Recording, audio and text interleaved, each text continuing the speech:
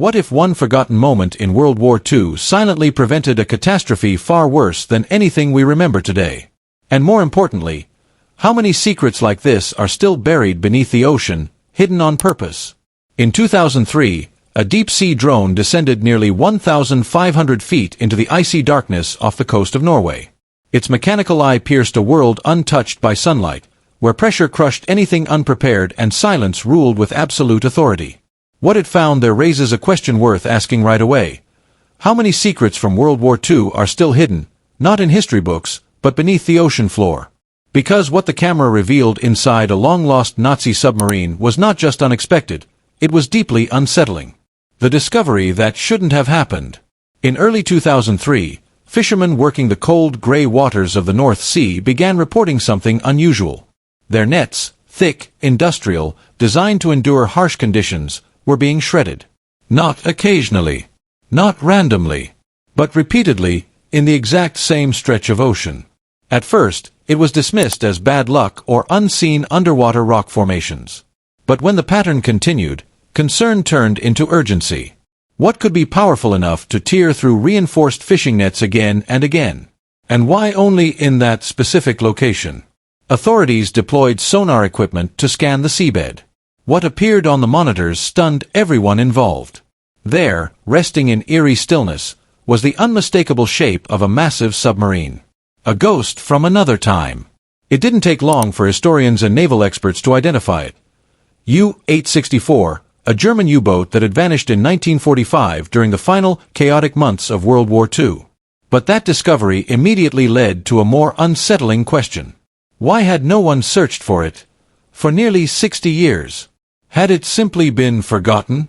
Or had something about its disappearance been deliberately ignored? A toxic warning beneath the surface. The discovery alone would have been remarkable. But what came next turned it into something far more alarming. When environmental teams began surveying the wreck site, their instruments started registering dangerous readings. Mercury. Not trace amounts. Not isolated pockets. Extreme levels. The seabed surrounding the submarine had become a toxic zone. Fish were disappearing. Marine ecosystems were collapsing. The contamination wasn't contained. It was spreading slowly, silently, like an invisible poison seeping through the ocean floor. Divers and drones soon uncovered the source. Inside the wreck, and scattered across the seabed, were thousands of steel containers. Many were corroded, cracked open by decades under crushing pressure.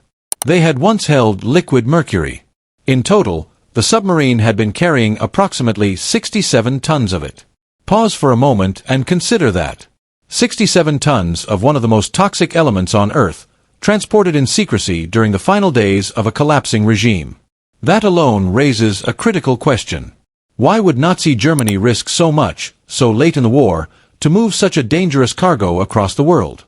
Mercury has industrial uses, yes. But in such vast quantities, and under such secrecy, it suggests something more. Something darker. February 1945. A desperate mission. To understand the mission, you have to step back into early 1945. Germany was collapsing. Allied forces were pushing in from the west. Soviet troops were advancing from the east with relentless force. Cities were falling. Supply lines were breaking. The end was not just near, it was inevitable. And yet, behind the chaos of a dying regime, a secret operation was unfolding. It was called Operation Caesar. Its objective was both bold and desperate, to transport Germany's most advanced military technologies to Japan. In return, Germany hoped to receive critical raw materials to continue its war effort. Even as defeat loomed, they were planning exchanges halfway across the world. But why? Was it blind optimism? A refusal to accept defeat? Or was there something so valuable, so dangerous, that it had to be moved at all costs? U-864 became the vessel for this mission. For 2 weeks, under heavy guard in a Norwegian port, dockworkers loaded the submarine. Crates arrived in the dead of night. Paperwork was minimal. Questions were discouraged. Even the crew, trained naval men, were not told the full details of their cargo. And that raises an unsettling thought. What kind of mission keeps even its own crew in the dark? The journey that never happened. The plan was extraordinarily ambitious. U-864 would travel nearly 12,000 nautical miles, navigating through enemy-controlled waters, avoiding detection, and reaching Japan. It would be one of the longest and most dangerous submarine voyages ever attempted. But it never got the chance. Shortly after departing, mechanical problems forced the submarine to delay its journey. Repairs were made, but time was lost. And in war, time is often the most dangerous thing to lose. Because somewhere in the vast darkness of the ocean, someone was listening. A sound in the darkness. 4 days after U-864 resumed its journey, a British submarine, HMS Venturer, picked up something unusual. A sound. Faint. Rhythmic. The unmistakable churn of propellers. Another submarine. Now imagine the situation. 2 vessels, hundreds of feet below the surface, surrounded by total darkness. No visibility. No direct contact. Just sound waves echoing through cold water. Submarines at the time were not designed to fight each other underwater. Their primary targets were surface ships. So here's the question that faced Lieutenant James Launders, commander of HMS Venturer. How do you destroy an enemy you cannot see? A battle no one thought possible. Launders had no radar lock. No visual confirmation. Only sonar data, patterns of sound that hinted at movement, speed, and direction. For 3 hours, he tracked U-864 in silence. He listened. He calculated. Every turn, every change in speed, every subtle shift in sound had to be interpreted and predicted. Then came the moment of decision. He launched 4 torpedoes. Not at where the German submarine was, but at where he believed it would be. Think about that for a moment. In complete darkness, relying solely on mathematical prediction, he fired weapons that could not be corrected once launched. Minutes passed. Tension filled the silent vessel. Then, an explosion. Then another. U-864 had been hit. The submarine broke apart and sank to the ocean floor, killing all 73 crew members aboard. It was the first successful underwater submarine versus submarine attack in history. But here's the chilling part. Launders had no idea what he had just stopped. What the drone discovered decades later. When researchers finally explored the wreck in detail decades later, they realized something disturbing. The Mercury was just the beginning. Among the scattered debris and corroded containers, investigators found evidence suggesting that U-864 had been carrying far more than raw materials. There were components, parts of advanced weapon systems, technical equipment, items that hinted at experimental technologies. Some experts believe these materials were intended to aid Japan in developing more advanced weapons, possibly even chemical or early nuclear research. And that leads to an unsettling question. If the submarine had reached its destination, how might history have changed?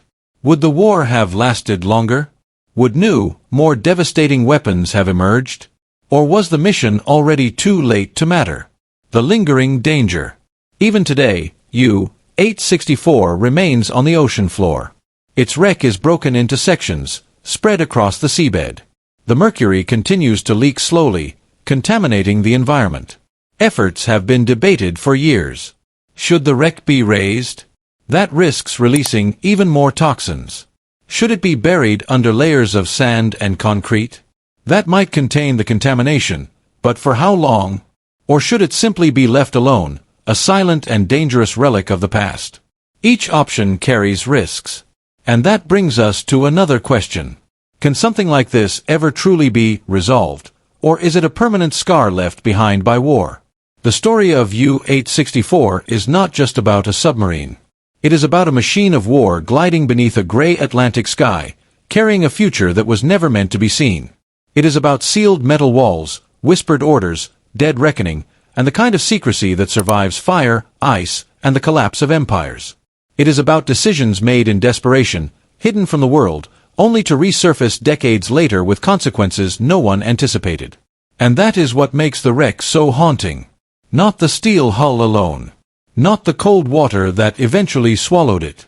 Not even the torpedoes that ended its final voyage. It is the feeling that U-864 was more than a vessel. It was a message. A transfer of knowledge. A shadow crossing the ocean with a cargo that could alter the balance of a world already drowning in blood. How many other wrecks lie undiscovered, carrying their own dangerous cargo? How many missions were launched in secrecy, their purposes never fully revealed? And perhaps most importantly, what else is still waiting, silent and undisturbed, beneath the ocean floor? Because the deeper we look into the past, the more we realize something unsettling. History is not always buried. Sometimes, it is just waiting to be found. U-864 belonged to the German-type IXD-2 class, long-range submarines built not merely for combat but for endurance, for travel across vast seas where supply lines vanished and the margins for error disappeared. This was not a boat designed for quick strikes near home waters. It was designed to move through darkness, carrying men, materials, and secrets to the far side of the world. By the time U-864 set sail on her final mission, the war in Europe was collapsing around Nazi Germany. Cities had been bombed into ruin. Armies were retreating on every front. The old confidence of the Third Reich had rotted away, replaced by urgency and paranoia. Yet even in defeat, the regime still believed in one thing: that knowledge could outlive armies. That technology might survive the wreckage. That if Germany could not win the war, it might still export the tools of a future conflict. Inside U-864 were advanced jet engine components, technical blueprints for cutting-edge weapons, and scientific personnel trained to understand and replicate German technology. These were not random items packed in haste. They were selected with intent. Each crate, each document, each specialist on board represented a fragment of a larger plan. What kind of plan sends scientists into a war zone by submarine? What kind of desperation makes a nation gamble its future beneath the sea? And then there was the most alarming cargo of all, uranium-related materials, small amounts perhaps, but enough to raise questions that have never fully gone away. Were these materials intended for research? Were they part of an early nuclear collaboration? Were they supposed to help another ally keep pace with the terrifying science racing toward weaponization? The answers remain clouded, but the questions themselves are enough to chill the spine. Because U-864 was not sailing into open waters by accident. It was on a mission with a destination, and that destination was Japan. Japan and Germany, though separated by distance and culture, were united by alliance and desperation. By 1945, Japan was already struggling under the relentless pressure of Allied advances. Its cities were vulnerable. Its military machine was strained. It had experimented with biological warfare, with plague and cholera, with methods of destruction that crossed the line from battle into atrocity. What it needed, from the perspective of its leaders, was efficiency, scale, technical superiority. And Germany was delivering precisely that. At least, that was the intent. On board the submarine were men who understood they were part of something larger than a simple transport mission. They moved through narrow corridors, hearing the constant hum of machinery, the creak of metal under pressure, the faint odor of oil and seawater that never left a submarine hull. How many of them knew the full scope of the cargo? How many understood what was sealed inside the compartments around them? Did they realize they were escorting not only weapons, but possibly methods? Not only materials, but instructions? That possibility is what transforms the story from military history into something far darker. Because hidden among the cargo were sealed containers that did not appear on any official manifest. Inside them, biological materials. Evidence strongly suggests they contained anthrax cultures, one of the most dangerous biological weapons known. Pause for a moment and picture that silence. A steel tube beneath the ocean, carrying men, machines, and invisible death. Japan already had an active biological warfare program, Unit 731, responsible for horrific human experimentation and disease deployment. The notion that knowledge from one program could have been transferred to another is not just chilling, it is catastrophic in implication. If two systems built on secrecy and cruelty had combined their expertise, what kind of machinery of death might have followed? Would attacks have become more precise, more scalable, more devastating? Would civilian populations have been exposed to horrors they could not see, could not defend against, could not even understand until it was too late? This is where the story stops being about cargo and becomes about consequence. For if the transfer had succeeded, the final year of World War II might have taken an even darker turn. And yet U-864 never reached its destination. Its fate was decided in the cold waters near Norway, where another submarine, HMS Venturer, was stalking it from below the waves. This was not a battle of cannons or aircraft or great fleets. It was a duel of patience and mathematics, of bearings and calculation, of one hidden predator tracking another hidden predator. The commander of Venturer, Lieutenant James Launders, had no radar display showing him a clean answer. No satellite feed. No digital targeting aid. He had only the sounds through the hydrophones, the rough logic of where the enemy might be, and the nerve to fire in the right instant. Could he know what he was stopping? Could he have understood the cargo he was preventing from reaching Asia? Or was he simply doing what a submarine commander must do? Identify the threat and destroy it before it escapes. 4 torpedoes left Venturer's tubes. 4 chances. 4 paths through black water. 1 struck. U-864 broke apart and sank into the sea. Its mission ended in a matter of moments. The men aboard had no chance to complete their voyage. The silent transfer of secrets was cut short, and with it the possibility that some of the war's darkest technologies might have been carried further into history. What do you call a victory that no one celebrates because no one fully understands it? What do you call a moment that may have spared the world from something worse, yet remained invisible for decades? That is the peculiar tragedy of U-864. Its significance was buried with it. After the war, much of the information about the submarine was classified. Officially, it was a lost wartime vessel, another casualty in a vast and brutal conflict. But behind closed doors, intelligence agencies knew more. Documents had been recovered. Crew and personnel had been interrogated. Mission details had been studied. The fragments painted a picture too unsettling to fully reveal. So why keep it secret? Was the truth buried to protect history, or to protect those who inherited it? That question lingers because the post-war world was full of uneasy bargains. Former enemy scientists were recruited by allied nations. German experts with knowledge of rockets, aerodynamics, chemical processes, and advanced engineering suddenly became assets. The same powers that had condemned Nazi brutality were eager to benefit from its technical brainpower. How openly could governments talk about seized blueprints, scientific talent, or experimental methods without exposing their own moral compromises? What would happen if the public learned how many of the war's secrets had been quietly repurposed after the fighting stopped? The wreck, therefore, became more than a relic. It became an embarrassment, a risk, a reminder that the line between victory and appropriation was often thinner than anyone wanted to admit. And so the truth stayed buried. Not forever, of course. Nothing at sea stays buried forever. Years later, the wreck of U-864 was rediscovered off the coast of Norway. By then, time had taken its toll. The ocean had claimed the vessel's shape, rust had eaten into its skin, and the seabed had turned the submarine into both grave and warning. But the real danger had not vanished with the years. Mercury from the cargo was leaking slowly into the surrounding waters, turning the site into an environmental and political problem as well as a historical one. The wreck was too dangerous to fully recover, too fragile to move without risk, too laden with contaminated material to treat lightly. Engineers, divers, scientists, and officials were forced to confront a grim reality. The past had not only survived, it had begun to seep into the present. And what does one do with a ghost that poisons the water around it? Seal it? Leave it? Excavate it at terrible cost? Every option carries consequences.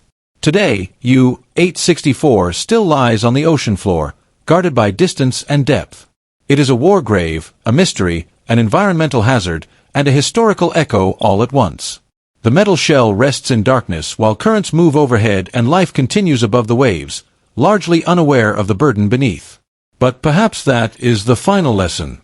The sea does not forget. It stores. It preserves. It conceals. And occasionally, it reveals only enough to make us ask the harder questions.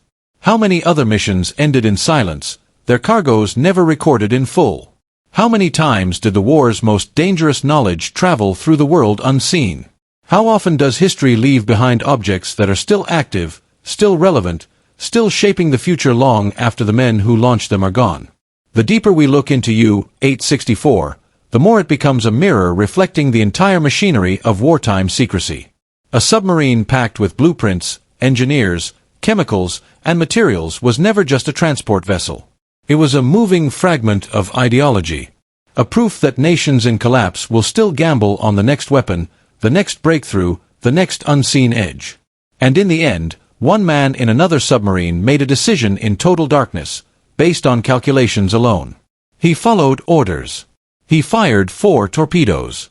And without ever knowing it, he may have prevented a far more devastating chapter in human history. So here is the real question.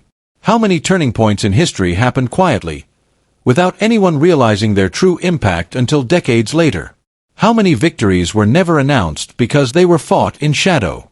How many threats were erased before they could ever become headlines? If this story makes you see World War II differently, perhaps that is because U-864 reminds us of something uncomfortable. The most important moments in history are not always loud. Sometimes they happen beneath the waves. Sometimes they are hidden in sealed cargo. Sometimes they are known only by the people who were never meant to survive them. And sometimes, the greatest question is not what sank into the ocean, but what would have risen from it if the torpedoes had missed.